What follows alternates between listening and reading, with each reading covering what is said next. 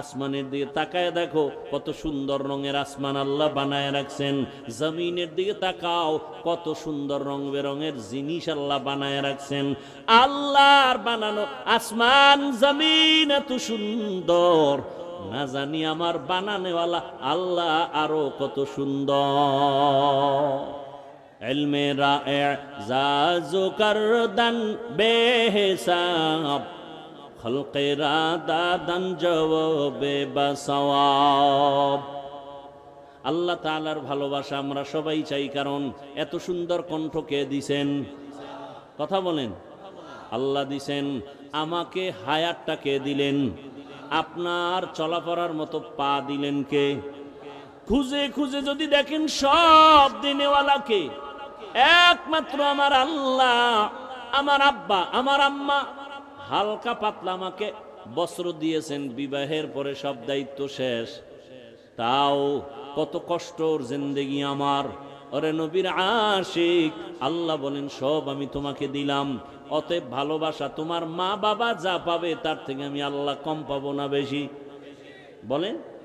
আলা রাসূলুল্লাহ সাল্লাল্লাহু আলাইহি ওয়া আলিহি ওয়াসাল্লাম, লা তাআতা লি মাখলুকিন ফি মাসিয়াতিল খালিক। আল্লাহ রসুল বলেন, আল্লাহকে অসন্তুষ্ট করিয়া মা বাবাকে যদি খুশি রাখো হারাম। আল্লাহকে বেজার করে শিক্ষকের কথা যদি মানো হারাম। আল্লাহকে বেজার করে নেতার কথা যদি মানো হারাম। আল্লাহকে অসন্তুষ্ট করে নেত্রীর কথা যদি মানো হারাম। আল্লাহকে অসন্তুষ্ট করে পীরের কথা যদি মানো হারাম। এক কথায় ফলাফল, দুনিয়ার সবার কথা অমান্য করা যাবে, আল্লাহকে বেজার করা যাবে না। আল্লাহকে বেজার করা যাবে? এজন্য আল্লাহ কয় আমাকে ভালোবাসো, অন্তর থেকে ভালোবাসো। কয় কেমনে ভালোবাসবো? আল্লাহ পাক স্কেল দিয়ে বলে, আমার নবীর অনুসরণ করলেই প্রমাণ হবে তুমি আল্লাহকেই ভালোবাসো। সিবগাতাল্লাহ ওয়া মান আহসানু মিনাল্লাহি সিবগা ওয়া নাহনু লাহু আবিদুন।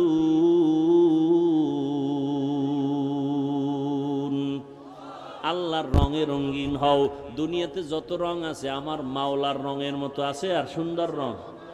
আসমানের দিকে তাকায় দেখো কত সুন্দর রঙের আসমান আল্লাহ বানায় রাখছেন। জমিনের দিকে তাকাও কত সুন্দর রং বেরঙের জিনিস আল্লাহ বানায় রাখছেন। আল্লাহর বানানো আসমান জমিন এত সুন্দর, না জানি আমার বানানেওয়ালা আল্লাহ আরো কত সুন্দর। আল্লাহকে ভালোবাসতে চান? আল্লাহকে ভালোবাসতে হলে কার অনুসরণ লাগবে? রসুলের। কার? রসুল তো নাই। এখন আমাদের উপায় কি? জবাব কিন্তু দিয়ে আবার জিগাইছি, জবাব দিছি তো। রসুলকে পাই না, এখন কার অনুসরণ করব? ওলামায়ে কেরামের অনুসরণ করব। কেমনে? কয় আলেমদের দিকে নজর করো। তবে ওলামায়ে কেরাম জমিনে দুই দল থাকবে। কয় দল? আল্লাহ রসুল বলেন, আলা সাবধান হে দুনিয়ার উম্মত, ইন্না খাইরাল খাইরি খিয়ারুল উলামা ওয়া ইন্না শাররাশ শাররি শিরারুল উলামা। উলামাদের মধ্যে একদল থাকবে চূড়ান্ত ভালো, এদের মতো ভালো জমিনে আর কেউ নাই। আবার একদল উলামাদের অন্তর্ভুক্ত থাকবে, এরা জমিনে সব থেকে বড় খারাপ। আলেম পৃথিবীতে শ্রেষ্ঠ, খানার মধ্যে বিরিয়ানি শ্রেষ্ঠ, নষ্ট হলে এটা পান্তা ভাতের চেয়েও কি খারাপ।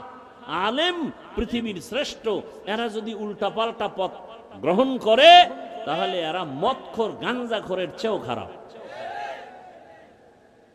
আল্লাহ হেদায়েত দান করুন। তাহলে যারা হক ভালো আলেম এদের অনুসরণ করো, দেখবা যে আলেম নবীর তরিকা মেনে চলে, নবীর তরিকার বাইরে চলে না, পর্দা করে চলে, 5 বেলার নামাজ পড়ে। আরে তোমার তদন্ত করা লাগবে না একজন আলেম ভালো না খারাপ। 2 মিনিট থাকলে, তার কথা শুনলে, চেহারা দেখলে তোমার অন্তরে শাহাদাত আসবে, সাক্ষী আসবে যে আলেমটা পিওর না ভেজাল। ভালো আলেমের অনুসরণ করো। বলে কি কাজ? দেখে দেখে আমল করো। আলেম কেমন করে পানি পান করেন তুমি ওইভাবে করো। আলেম কেমন করে জুতা পরেন ওইভাবে তুমি জুতা পরো। আলেম কেমন করে রাস্তায় হাঁটেন ওইভাবে তুমি হাঁটো।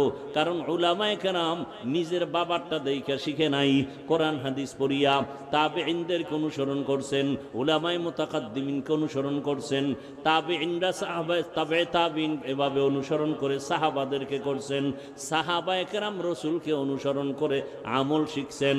অতএব উলামায়ে কেরামের আমলটা কোরআন সুন্নাহ অনুযায়ী মন গড়া আমল না। তবে ভেজাল যদি দেখো, নবী আগেই বলেছেন সব আলেম সঠিক না, একদল সঠিক আর একদল হবে বেঠিক। এজন্য আমি বলি উলামায়ে আহলে হক এদের অনুসরণ করো। উলামায়ে আহলে হক কারা? এরা কখনো বেপরদায় চলবেন, বাম হাতে পানি পান করবেন না, এরা সুন্নতের অনুসরণে চলবেন। এদেরকে দেখে দেখে আমল করো। উলামায়ে কেরামের পরামর্শ নিয়ে তোমার আদর্শ ঠিক করো। নামাজে কেমনে দাঁড়াইবা, উলামায়ে কেরাম আহলে হক আলেম দেইখা নামাজ ঠিক করো, রোজা ঠিক করো, পর্দা ঠিক করো। ব্যবসা যদি করতে চাও, ইসলামী ব্যবসার সিস্টেম দেওয়া আছে, ওই সিস্টেমে ব্যবসা করো। নবী সুসংবাদ দিছে তুমি জান্নাতে যাইবা। চাকরি যদি করো, ওখানে ইসলামের সিস্টেম বাতানো আছে, ওই নিয়মে তুমি চাকরি করো। তুমি চাকরি করিও জান্নাতের পথ পাইবা। উলামায়ে কেরাম থেকে জেনে নাও, নিজে নিজে পারবা না, উলামায়ে কেরাম থেকে জেনে জেনে তুমি আমল শুরু করে দাও।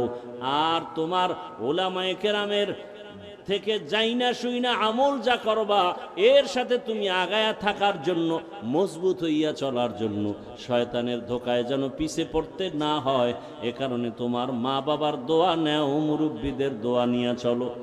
রসুলের আদর্শের মালা গলায় নিয়া, উলামায়ে কেরামের পরামর্শ নিয়া, মা বাবার দোয়া নিয়া সামনে যদি আগাও, দুনিয়ার সব একদিকে পড়ে যাবে, তোমার লোভানুক দৃষ্টিও দিকে যাবে না।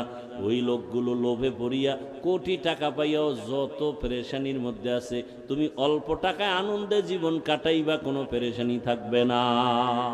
আতিনা ফি দারে দুনিয়া না হাসান, আতিনা ফি দারে উকবা না হাসান।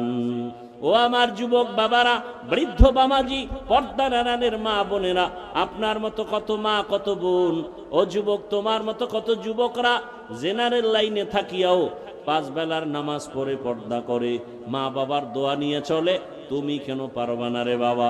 তোমার মতো যুবক যদি স্কুল কলেজে পড়ে নামাজ পড়ে, বলো তুমি কেন পারবা না? তোমার মতো যুবক সন্তান চাকরি করে নামাজ পড়ে ব্যবসা করে, তুমি কেন পারবা না? ও পর্দার আড়ালের মা বোনেরা, আপনার মতো কত মা কত বোন পর্দা করে, স্বামীর মাল হেফাজত করে, মোবাইলে সময় নষ্ট করে না, আপনারা কেন পারবেন না? এখনো সময় আছে, আল্লাহর কাছে তওবা করেন, মনে মনে আল্লাহকে ডাকেন, হে মালিক, জীবনে গুনাহ কম করি নাই, হাতের গুনাহ, চোখের গুনাহ, জবানের গুনাহ, অন্তরের গুনাহ, আজকে থেকে তওবা করে নিলাম, আর নামাজ ছাড়বো না, বেপরদায় চলবো না। ও যুবক, তওবা করো, আল্লাহকে বলো জীবনে আর নামাজ ছাড়বা না, দাড়ি কাটবা না, বেপরদায় চলবা না, মা বাবার সাথে বেয়াদবি করবা না, উলামায়ে কেরামের দোয়া পরামর্শ নিয়া, শিক্ষকের দোয়া নিয়া নবীর সুন্নাতওয়ালা জীবন তৈরি করবা, আর কোনোদিন গুনার পথে যাইবা না। আল্লাহ যাকে তওবার তৌফিক দিবেন সে তওবা করতে পারবে। যাদের নিয়ত খাঁটি, মরিয়া গেল আর নামাজ ছাড়বো না, দাড়ি কাটবো না, বেপরদায় চলবো না, জবানের দ্বারা গালি দিব না, গীবত করবো না, মিথ্যা বলবো না, হাতের কাজের দ্বারা কারো ক্ষতি করব না, অন্তরের কল্পনায় কারো ক্ষতির চিন্তাও করব না। তওবা করার মতো যদি নিয়ত হয়, দুটো হাত আমার আল্লাহকে দেখাইয়া দাও। আয় আল্লাহ, হাতগুলো কবুল করে নেন, তওবা কবুল করে নেন, তওবার উপরে মজবুত হইয়া চলার তৌফিক দান করেন। দুরফেশানি নে তেরে কতরু কো দরিয়া কর দিয়া,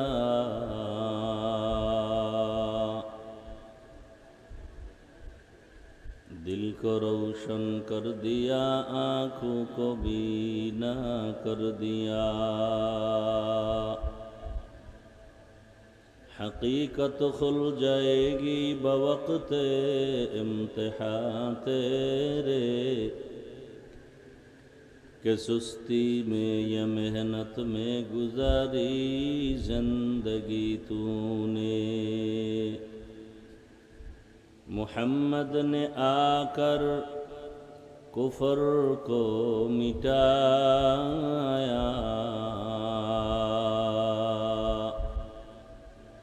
कुफर को मिटा कर सदाकत बताया। ला इलाहा इल्लल्लाह,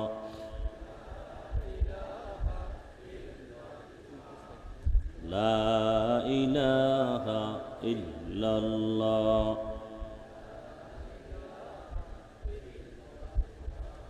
ला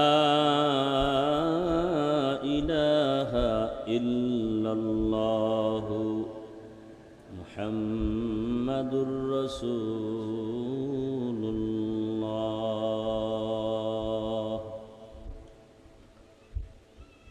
জামিয়া মাজিদিয়া দারুল উলুম কর্তৃক আয়োজিত 2 দিনব্যাপী ওয়াজ মাহফিল, প্রথম দিন 11 সেপ্টেম্বর 2025। মহতি এ মাহফিলে উপস্থিত মুহতারাম সম্মানিত সভাপতি, প্রধান অতিথি, বিশেষ অতিথি বৃন্দ, হযরত উলামায়ে কেরাম, আল্লাহ পাকের দরবারে শুকর যে আল্লাহ পাক আমাদেরকে সুস্থতার নিয়ামত দান করেছেন, আলহামদুলিল্লাহ। হাজারো লাখো মানুষের মধ্য থেকে বাছাই করে পৃথিবীর শ্রেষ্ঠ মজলিস, উলামায়ে আহলে হকের মজলিস, গুনাহ মাফের মজলিস, তওবা কবুলের মজলিসে আমাদেরকে হাজির হওয়ার তৌফিক দান করেছেন। নিয়ামতের শুকর আদায়ার্থে আর একবার পড়ি আলহামদুলিল্লাহ। আমি সংক্ষিপ্ত আকারে 2-4টি কথা বলার নিয়তে কোরআনে হাকিমের এক আয়াতে কারিমা, নবীজির এক টুকরো হাদিস পড়েছি। এখলাস ও রুহানিয়াতের সমন্বয়ে কিছু কথা বলার মতো, শুনবার মতো আমাকে আপনাদের সকলকে আল্লাহ পাক তৌফিক দান করেন। আল্লাহ বলেন, হে রাসূল করিম সাল্লাল্লাহু আলাইহি ওয়াসাল্লাম, আমার কথাটা আপনি উম্মতকে পৌঁছে দেন। কথাটা আপনার না, মূলত আমি আল্লাহই বলতেছি। ইন কুনতুম তুহিব্বুনাল্লাহ, যদি তোমাদের মধ্যে কেউ আল্লাহকে মহব্বত করতে চাও, ভালোবাসতে চাও, ফাত্তাবিউনি, নবী আপনি বলে দেন সে যেন আপনার ইত্তেবা করে, অনুসরণ, অনুকরণ।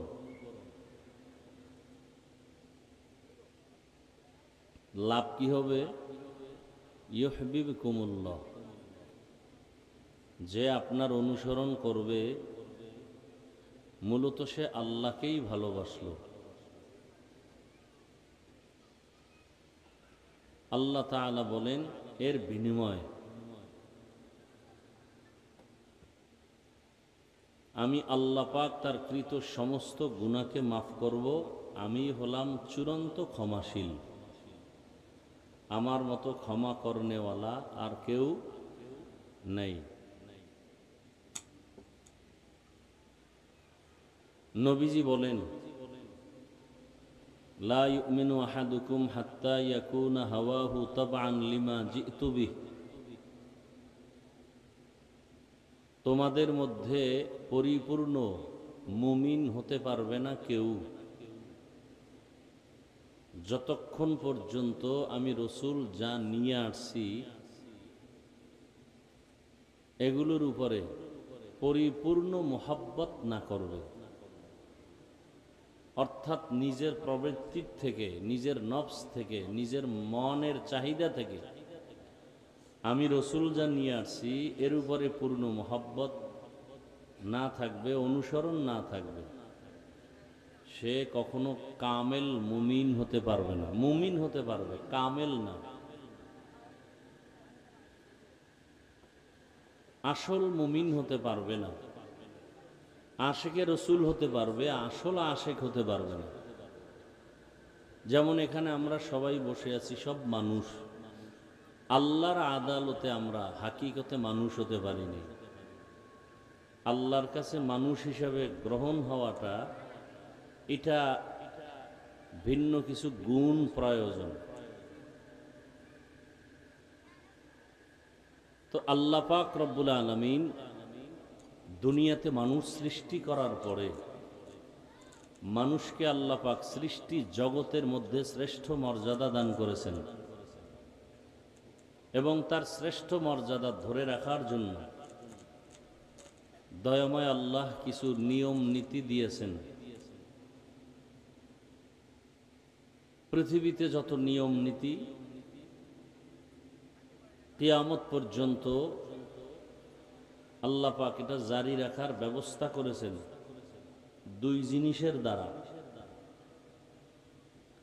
আল্লাহর যত নিয়ম নীতি আছে মানুষের চলার জন্য এবং মানুষের মর্যাদা রক্ষার জন্য আল্লাহ সে নিয়ম নীতিকে চালু রাখার ব্যবস্থা রেখেছেন দুইটা, একটা হলো কিতাব আর একটা হলো ব্যক্তি।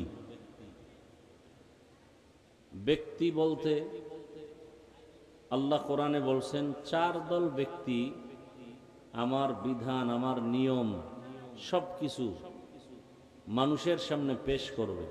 কিসের মাধ্যমে? আল্লাহ বলেন আমার দেওয়া কিতাবের মাধ্যমে।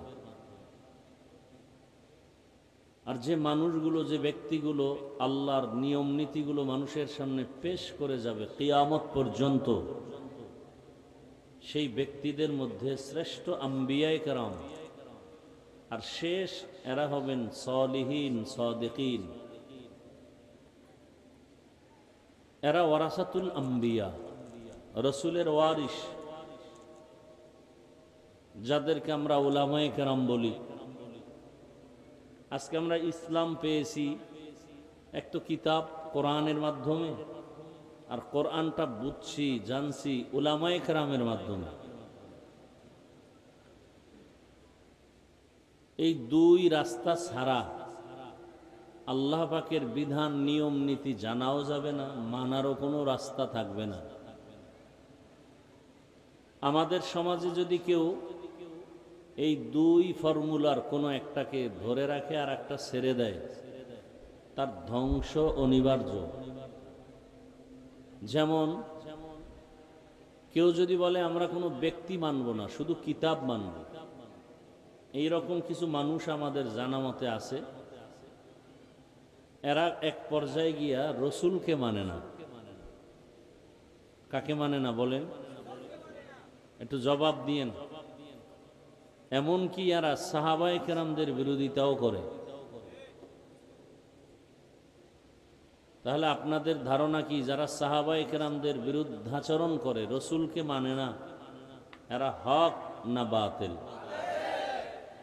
এরা বাতিল হওয়ার কারণ কি? কি দুর্বলতা? এরা শুধু কিতাব মানে, কি মানে না? ব্যক্তি মানে না। ব্যক্তি মানে না বলতে কয় ইমাম আবু হানিফাকে মানি না, কোনো ইমামকেই আমরা মানি না, আলেম ওলামা মানি না।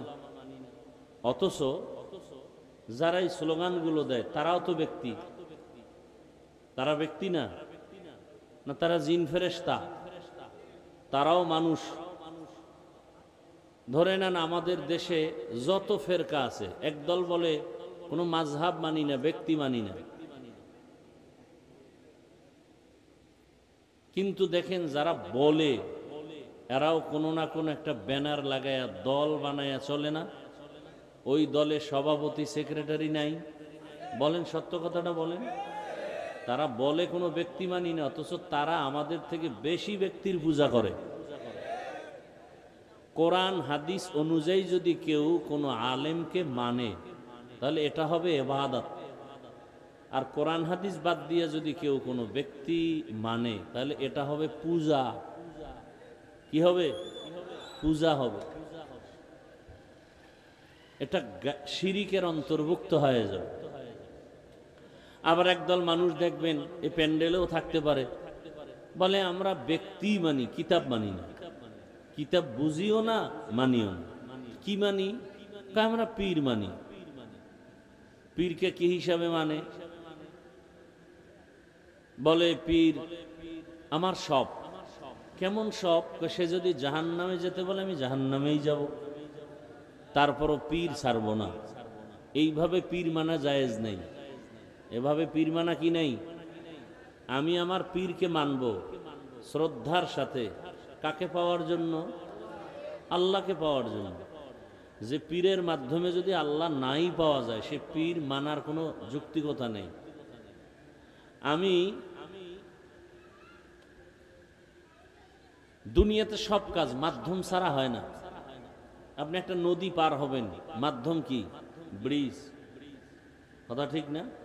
ফেরি, নৌকা। এখন সে বাহন বা মাধ্যমটা যদি অপূর্ণাঙ্গ হয়, ব্রিজ ভাঙা, ওপার যাওয়া যাবে না, সে ব্রিজের কোনো মূল্য আছে? নাই। আমি বয়ান করতেছি, মাধ্যম কি? মাইক। কথা ঠিক না? যদি মাইক সাউন্ড না দেয়, কোনো মূল্য আছে? নাই। তাহলে আমি পীরের কাছে যাব কেন? উদ্দেশ্যই তো আমাদের জানা নেই, এই জন্য বিরোধিতা করে। একদল বেশি আগায় গেছে, একদল অনেক পেছনে গেছে। যারা অতিরঞ্জিত আগায় গেছে, এরাও সীমা লঙ্ঘন করেছে। যারা একেবারে দূরে, এরাও সীমা লঙ্ঘনকারী। পীরের কাছে যাব কেন? আচ্ছা, আমাকে একটা জবাব দেন তো, আপনারা অনেক বুঝদার মানুষ। আল্লাহ কয়জন বলেন? সবাই বলেন।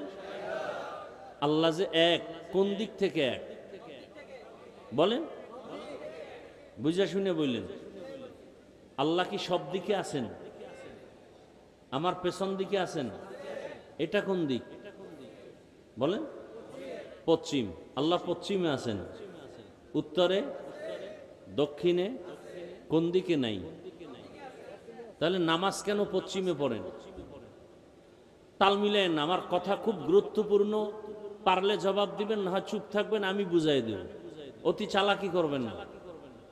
আল্লাহ পূর্ব দিকে নাই, উপরে নাই, নিচে নাই। আল্লাহ নাই এমন কোন স্থান আছে? তাহলে নামাজ কেন পশ্চিমে পড়তে হবে? বাইতুল্লাহ তো একটা পাথরের ঘর। বাইতুল্লাহ তো আল্লাহ না, আল্লাহ বানায় নাই, বানাইছে ফেরেশতা। প্রথম বানাইছে বাইতুল্লাহ ফেরেশতা। এই বাইতুল্লাহকে ভেঙ্গে চুরমার করে নতুন করে নির্মাণ করা হয়েছে 13 বার। কতবার? 13 বার। সর্বশেষ বাইতুল্লাহ নির্মাণ করনেওয়ালা হলো হাজ্জাজ বিন ইউসুফ। হাজ্জাজ বিন ইউসুফ। এবং তার বানানো সিস্টেম অনুযায়ী এখনো বাইতুল্লাহ আছে। এরপরে আর নতুন ভাবে নির্মাণ হয়নি, বরং রং লাগছে, সংস্কার হয়েছে, নির্মাণ না। আল্লাহ। তাহলে আমরা নামাজ কেন পশ্চিম দিকে ফিরে পড়ি? সব জায়গায় তো আল্লাহ আছে। কোরআন আছে, হাদিস আছে না নাই? কোরআন আছে না নাই বলেন? আছে। মাযহাব মানবো কেন? চরমনাই যাব কেন? তাবলিগে যাব কেন? হাফিজুর রহমান সাহেবের শুনবো কেন? তার কথা মানবো কেন? ইমামের কথা শুনবো কেন? আল্লাহ তো সব জায়গায় আছে, পশ্চিম দিকে নামাজ পড়বো কেন? পূর্ব দিকে পড়লেও তো হবে, পশ্চিমে পড়লেও হবে, উত্তরে পড়লেও হবে। আল্লাহকে নামাজ পড়ি কার জন্য? কার জন্য? আল্লাহর জন্য। তো আল্লাহর জন্য নামাজ পড়লে আমি যেখানে সেজদা দিব সেখানে কবুল। আমি পূর্ব দিকে বসেও যদি আল্লাহকে ডাকি, আল্লাহ শুনবেন না? পশ্চিম দিকে কেন? এই প্রশ্নের যেই জবাব, কোরআন আছে, হাদিস আছে, মাযহাব মানবো কেন? পীরের কাছে যাব কেন? আল্লাহওয়ালার কাছে যাব কেন? এই প্রশ্নের সে একই জবাব। যে একটাও জানে না, এর উপায় কি? বাইতুল্লাহর দিকে ফিরে নামাজ পড়ি কেন? এই প্রশ্নের উত্তরও জানে না। তাহলে সে ওই প্রশ্নের উত্তর কিভাবে জানবে? ইবাদত করি কার? সেজদা দেই কাকে? বাইতুল্লাহ কেন? পশ্চিম কেন? রোজা রাখবো আল্লাহর জন্য, জিকির করব আল্লাহর জন্য, তেলাওয়াত করব আল্লাহর জন্য, পীরের কাছে যাব কেন? সে তো আল্লাহ না। নামাজ পড়বো আল্লাহর জন্য, বাইতুল্লাহর দিকে কেন? বাইতুল্লাহ তো আল্লাহ না, ওটা পাথরের ঘর। এই প্রশ্নের যেই জবাব, ওই প্রশ্নের সে একই জবাব। যারা বুঝে না, এরাই অন্ধের মতো মনে করে ভালো দিকে যায়, মূলত জাহান্নামের দিকে যায়।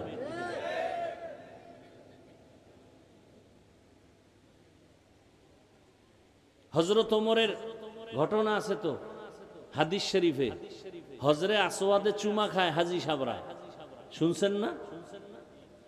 তো ওমর বলে, এই পাথর, তোর মধ্যে কি আছে? তুই তো একটা বস্তু, পাথর। তুই কারো উপকারও করতে পারো না, ক্ষতিও করতে পারো না। ক্ষতি করার ক্ষমতা আমার আল্লাহর, উপকার করার ক্ষমতা আল্লাহর। তোকে চুমা দেই কেন? রসুল দিয়েছেন, এজন্য দেই। রসুল দিয়েছেন। তাহলে ওমরের কথার সাথে মিলায়ে বলবো, মুরব্বি মানবো কেন কোরআন হাদিস থাকতে? বলুন তো, সাহাবায়ে কেরামের সামনে কোরআন ছিল রসুলের থেকে? রসুলের উপরে বর্ণিত কোরআন সাহাবাদের সামনে ছিল না? হাদিস রসুলের ছিল না? এরপরে রসুলকে মানছেন না মানেন নেই? সাহাবায়ে কেরামের পরে আসছেন তাবেঈন, তারা সাহাবায়ে কেরামদেরকে মেনে চলেছেন। এজন্য আমরা পীরকে মানি আল্লাহ পাওয়ার জন্য, রসুলকে চিনার জন্য, কোরআন হাদিস বুঝার জন্য। কতক্ষণ মানি? তারা যতক্ষণ কোরআন সুন্নার পথে থাকবেন। যদি দেখি আমার পীর মুরব্বি কোরআন সুন্নার লাইনে নাই, আমিও তারে মানার পথে নাই। সহজ কথা। এ কথা বলা যাবে না পীর আমাকে জাহান্নামে যদি নেয় আমি জাহান্নামে যাব, এ কথা বলার কোনো সুযোগ নেই। এটা মারাত্মক অপরাধ। আর দুনিয়ার কোনো পীর, দুনিয়ার কোনো মাওলানা, মুফতি, মুহাদ্দিসের বাবারও ক্ষমতা নাই কোনো মানুষকে জান্নাতের গ্যারান্টি দেওয়ার, নিজের থেকে কিছু বলার। তাহলে সে কি বলবে, কি করবে? তার কাজ একটা, রসুলের রেখে যাওয়া দিন মানুষকে বুঝাবে। মানুষ বুঝে না, তাদের বুঝাবে। বুঝাবার ভাষা হবে নরম। কি কৌশলে বুঝাবেন সে নীতিও আল্লাহ দিয়েছেন ইসলামের মধ্যে। ওলামায়ে কেরামের কাজ বান্দার সাথে মানুষের মহব্বত তৈরি করা, বান্দার সাথে আল্লাহর পরিচয় লাভ করায় দেওয়া, বান্দার সাথে ইসলামের সম্পর্ক গড়ায় দেওয়া। এটা শুধু আলেমদের কাজ, জোড়া লাগায় দিবে না। আলেম যদি এমন কাজ করে যে বান্দা আল্লাহর থেকে আরো আলাদা হয়, যেমন উলামায়ে কেরামের কথা শুনলে, মানলে মানুষ আল্লাহর দিকে আগাবে, ইবাদত চিনবে, রসুল চিনবে, কোরআন বুঝবে। পক্ষান্তরে যদি মানুষ আলেম থেকে আলাদা হয়, মূলত সে ইসলাম থেকে আলাদা হয়ে যাবে। কারণ আলেম ছাড়া ইসলামের সঠিক ব্যাখ্যা কেউ করতে পারবে না। আলেমদের মধ্যেই ভেজাল করে অনেকে, আর যারা আলেম না তারা কি করবে? ওই যে কিছুদিন আগে আপনারা শুনছেন, বাংলাদেশের কোন এক জেলায় কবর থেকে একজনকে উঠাইয়া পুড়িয়ে ফেলছে, শুনেন নেই? সে নাকি ইমাম মাহদি দাবি করত। ইমাম মাহদি তো এত তাড়াতাড়ি মরার কথা না, সে মরলো কেন? ইমাম যদি মরে, মুক্তাদির উপায় কি? ডাক্তারের রোগে ধরলে রোগীর উপায় কি? ইমাম মাহদি আসবেন, গোটা দুনিয়াতে ইসলাম কায়েম হবে। আর রাজবাড়ী যদি ইমাম মাহদি থাকে, ঢাকার শহরের অবস্থা তো খারাপ কেন? হ্যাঁ, ভণ্ডামিরও তো একটা সীমানা থাকা উচিত। শুনেন, মানুষ অন্যায় করতে করতে যখন সীমা লঙ্ঘন করে, তখন আল্লাহ তাকে এমন, তার থেকে এমন কাজ বের হয়ে যায় যে মানুষ তাকে আলাদা কোনো তোকমা লাগাইতে হয় না, তার কথায় সে ধরা পড়ে যায়। তার কথায় সে ধরা পড়ে যায়। বড় কঠিন জিনিস। না পারি কইতে, না পারি সইতে, বড় কঠিন হালাত। আমি সেদিন বললাম, বাংলাদেশের এখন যে একটা পরিস্থিতি, সমস্ত মানুষ যদিও নামাজ ঠিক মতো পড়তে পারে না, কিন্তু ইসলাম চায়। কথা বলেন না কেন? কি চায়? ইসলাম চায়। দুই একটা নির্বাচন স্থান ভিত্তিক, এলাকা ভিত্তিক যে নির্বাচন হচ্ছে, কেমন যেন ইসলামের একটু রং দেখা যাচ্ছে। কে জামাত ইসলামী, কে ইসলামী আন্দোলন, কে খেলাফত আন্দোলন, খেলাফত মজলিস, এগুলো সাধারণ মানুষ বুঝারও চেষ্টা করে না, বুঝেও না। সবাই বুঝে ইসলাম মানি, সব হুজুর এক, সবারটাই ইসলাম।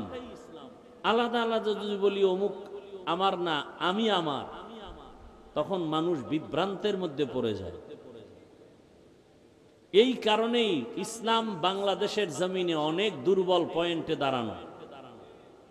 না হয় আলেম ওলামা যদি এক প্ল্যাটফর্মে আসে, এ সোনার বাংলায় দাঁড়িয়ে কোনো নাস্তিক, কোনো বেঈমান কথা বলার সাহস পাবে না।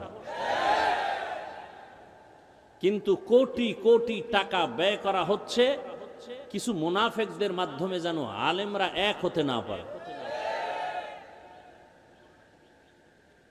বড় কঠিন হালাত, বড় আশ্চর্য লাগে। জীবনে ভাবার মতো না যে এরা এরা হুজুর এক হবে। কিন্তু আল্লাহর শুকর যে ওলামায়ে কেরামের মাঝে ইসলামের ব্যানার ভিন্ন ভিন্ন থাকলেও নির্বাচন কেন্দ্রিক যে একটা এক হওয়ার প্রবণতা, যাদের নিয়ে কল্পনা ছিল না তারা এক হয়ে গেছে, আর যাদের নিয়ে টেনশন ছিল না তাদের নিয়ে টেনশন বেড়ে গেছে। এক কপাল খারাপ, আমাদের কপাল খারাপ, বলার কিচ্ছু নাই। তুমি জানো এই ফতুল্লা থানা এটা কোন বাজার? কদমতলি। এখানে মাছ বাজার নাই? রায়ের বাগ আছে না? রায়ের বাগ মাছ বাজার একটা আলাদা। তুমি জানো মাছ বাজারে গেলে মাছই পাবা, সেখানে আর চাল ডাল পাবা না। তুমি সেই মাছ বাজারে স্বর্ণ খুঁজো কেন?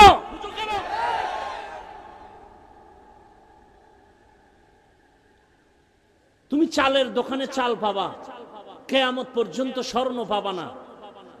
কোন ধান্দায় তোমাকে সেখানে পাঠাইলো যে চাল বাজারে স্বর্ণ পাওয়া যায়? কে বলেছে? আর তুমি বোকার মতো দৌড়াচ্ছ। এই বাংলার জমিনে দাঁড়ায় কোনোদিন আওয়ামী লীগ ব্যানার লাগায় বলে নাই যে ইসলাম আমরা কায়েম করব? বলেছে? তাহলে তার কাছে ইসলাম চান কেন? বিএমপি কোনোদিন বলে নাই যে দেশে আমরা ইসলাম কায়েম করব? বলেছে? তো তার কাছে ইসলাম চান কেন? ইসলাম কায়েমের জন্য তো আলাদা ব্যানার আছে আমার দেশে, সেখানে না ইসলাম তালাশ করবেন। সেখানে যদি ইসলাম না পান তখন প্রশ্ন। অন্যদিকে ইসলাম তালাশ করলে তো আমও যাবে, সালাও যাবে। তারা গণতন্ত্র প্রক্রিয়ায় কাজ করে, ইসলাম বলে গণতন্ত্র হারাম। আব্রাহাম লিঙ্কনের সিস্টেমের গণতন্ত্র, ইসলাম বলে হারাম, কুফরি। আল্লাহ হেদায়েত না দিলে কি করার? আর হেদায়েতের মালিক কোনো বান্দাও না। কে? মান ইয়াহদিল্লাহু ফাহুয়াল মুহতাদ ওয়া মান ইউদ্লিল ফালান তাজিদা লাহু ওয়ালিয়াম মুরশিদা। আল্লাহ উলামায়ে কেরামদের এক ও নেক বানায় দেন। তবে আপনাদেরও কিছু দোষ আছে নাকি? আপনারা দরবেশ, দোষ নাই? যারা উলামায়ে কেরামের বিরুদ্ধে ফেসবুকে লেখেন, আলেমরা এক হওয়ার পেছনে আপনারাও অনেক বাধা। এই ফেসবুক ওয়ালা যারা আলেম ওলামার বিরুদ্ধে লেখে, এরাও উলামায়ে কেরামের এক হওয়ার পেছনে কি বাধা। এজন্যই তো আমি বলি, উলামায়ে কেরামের বিরুদ্ধে যারা ওপেন মানুষের সামনে ইজ্জত নষ্ট করার কথা বলে, উলামায়ে কেরামকে ছোট করার জন্য, সম্মান নষ্ট করার জন্য যারা ওপেন মানুষের সামনে কথা বলে আর ফেসবুকে লেখে, এরা সবগুলো সন্তান পিতামাতার অভিশপ্ত সন্তান। আলেমের দোষ নাই কথাটা কি এমন? দোষ তো আছেই। সেই দোষ ধরার মতো সুযোগ আছে না? কেমনে বুঝাই? নামাজে ইমামতি করে বারবার বলি, ইমাম সাহেব নামাজে ভুল করতে পারেন না?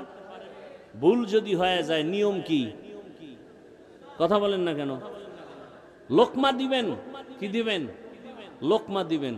তো ইমাম সাহেব নামাজে আলহামদুর মধ্যে ভুল করে ফেললো, মসজিদের মাইকের আওয়াজ রাস্তায় আসছে, চায়ের দোকানওয়ালা শুইনা দোকান থেকে জোরে চিৎকার দিয়া বলে, হুজুর আপনার ভুল হয়েছে, ঠিক করেন। এটা লোকমা হবে না বেয়াদবি হবে? তাহলে এই জন্য ভালো করে মনে রাখবেন, ইমামের লোকমা দেওয়ারও নিয়ম আছে না নাই? ওলামায়ে কেরাম ভুল করলে সেই ভুল শোধরাইয়া দেওয়ার নিয়ম নীতি ফেসবুক না, জনসাধারণের সামনে মাইকে তার সম্মান নষ্ট করা না, এটা ভুল সংশোধন না, ভুল ধরায় দেওয়া না, এটা অপমান করা, এটা আদব নয়, এটা লোকমা দেওয়া না, এটা বেয়াদবির নামান্তর।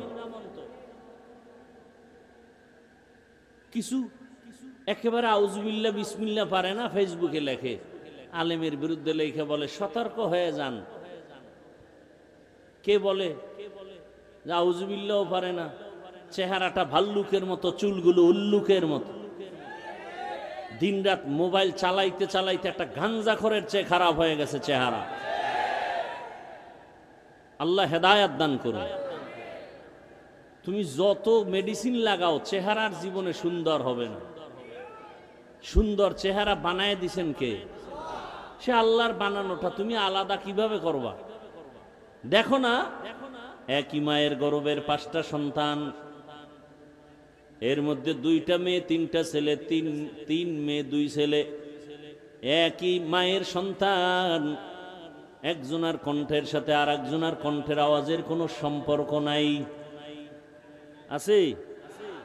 একই মায়ের সন্তান, 5টা সন্তানের চেহারাও 5 রকম। দেখছেন নি কারবার? একই ফ্যাক্টরি থেকে আসছে, চেহারা আলাদা, কণ্ঠ আলাদা, দেহ গঠন আলাদা। কে করেছেন? দুনিয়ার সব মানুষ, হাজার হাজার হাজার হাজার হাজার হাজার কোটি মানুষ, আল্লাহ যত মানুষ বানাইছেন, আদম থেকে আজ পর্যন্ত যত মানুষ, সারা দুনিয়ার মানুষ যদি এক জায়গায় মিলায় দাও, সব মানুষ এক। বলে আঙ্গুলের একটা টিপ লাগায় দেখ, পৃথিবীর কারো আঙ্গুলের সাথে অন্যের আঙ্গুলের ছাপে মিল হবে না। হবে? চোখের মধ্যে এমন ডিজাইন আল্লাহ দিলেন, এত সুন্দর ডিজাইন, সারা দুনিয়ার মানুষের চেহারাও যদি মিলাও, নকলের সুযোগ আছে, চোখের ডিজাইনের মিল করার কোনো সুযোগ নাই। এই জন্য ওই বিদেশে গেলে, বিভিন্ন কঠিন কঠিন কাজে গেলে বলে তোমার চোখের চেহারার চোখ দিয়ে ভালো করে তাকাও, তোমার চোখের ডিজাইন নিতে হবে। স্ক্রিনে ক্যামেরার মাধ্যমে নিয়ে নেয়, আঙ্গুলের ছাপ নেয়। দুনিয়ার কারো আঙ্গুলের ছাপের সাথে কারোটার মিল নাই। কুদরত কার? কাদের কুদরত দারি বার কামাল, আন্তা রব্বি আন্তা হাসবি জুল জালাল, তুহি কাদের জলিলুল্লাহ জাহাদার, বহর হালে তুহি মেরা নিগাহদার। তাহলে আল্লাহ তাআলা মানুষ দুনিয়াতে পাঠাইয়া মানুষকে চলার জন্য নিয়ম নীতি দিছেন, মানুষের সম্মান বজায় রাখার ব্যবস্থাও করেছেন।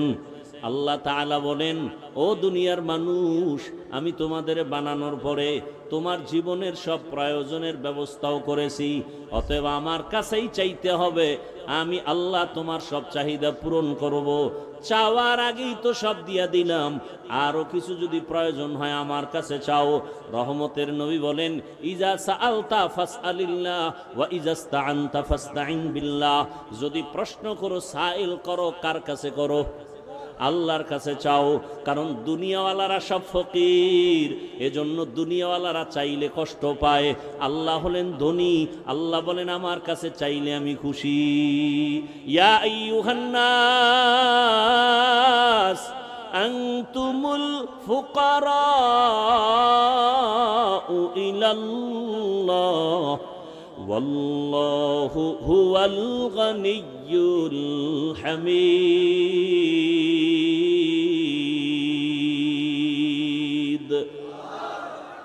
দুনিয়ার সবাই কি ফকির? ধনীকে বলেন? বরং যে যত বড় ধনী, দুনিয়ার লাইনে সে তত বড় অভাবী। ধনী মানুষ কৃপণ, দান করলে অল্প করে, আবার দান করে স্বার্থ ছাড়া করে না। আমার নাম দাও, ব্যানারে নাম লাগাও, তাহলে আমি কিছু টাকা দিতে পারি, ঠিক নেই? আবার চায়ের দোকানে বসে বলে দান করছে মাদ্রাসায় 50,000, মানুষের সাথে গল্প করে পুরা মাদ্রাসা আমি করছি। আছে না নাই? এই জন্য রসুল বলেন কিয়ামতের ময়দানে জাহান্নামে যাবে প্রথম তিনজন ব্যক্তি। কয়জন? প্রথম জাহান্নামে যাবে তিনজন। কেমন তিনজন তারা? দুনিয়ার সব বিবেক বলে এই তিনজন মানুষ বিনা হিসাবে জান্নাত পাওয়ার যোগ্য। দুনিয়ার সবাই বলবে এই তিনজন বিনা হিসাবে জান্নাত পাবে, কিন্তু রসুল বলেন আমার আল্লাহ এই তিনটা লোকের ডাইকা প্রথমে জাহান্নামে দিবেন। দুনিয়াওয়ালারা বলে এই তিনটা মানুষ জান্নাতি। বলে কেন? বলে একজন হলো শহীদ, কাফের বেঈমানের বিরুদ্ধে যুদ্ধ করিয়া গলা কাটা শহীদ হয়ে গেছেন, এই লোকটা তো নিশ্চিত জান্নাত পাওয়ারই কথা। আল্লাহ কয় কিয়ামতের ময়দানে আমি তাকে সবার আগে জাহান্নামে দিব। দ্বিতীয় হবে আলেম।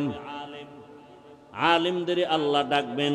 রহমতের নবী বলেন দুনিয়ার আলেম নিজে এলেমের বয়ান করছে কিন্তু আমল করে নাই। পর্দার বয়ান করি, পর্দা নিজে করি না। হালালের বয়ান করি, হালাল নিজে খাই না। সুন্নতের বয়ান করি, সুন্নত অনুযায়ী চলি না। এরকম আলেম নাই? বলেন না কেন? এলমেরা এজাজো করদান বেহিসাব খলকে রাদা দন জওয়াবে বাসওয়াব হক না দারদ দোস্তে খলকা জারেরা নিস্তে ই খসলত একে দিনদারেরা। দ্বিতীয় আলেমকে আল্লাহ ডাকবেন। এলেম শিখছো, আমল করো নাই। আল্লাহ কোরআনও বলেন ইয়া আইয়ুহাল্লাযীনা আমানু লিমা তাকুলুনা মা লা তাফআলুন। নিজে যা আমল করো না এমন বিষয় মানুষকে বয়ান করিও না।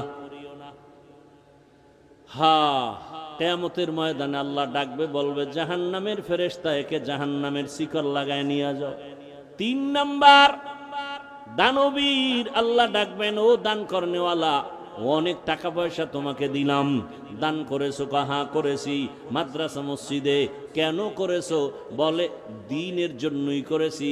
আল্লাহ কয় না না, তুই মানুষের প্রশংসা পাওয়ার জন্য করেছো। মানুষের প্রশংসা, নাম না দিলে মনে কষ্ট, আলহাজ না বললে মনে কষ্ট। আল্লাহ হেদায়েত দান করুন।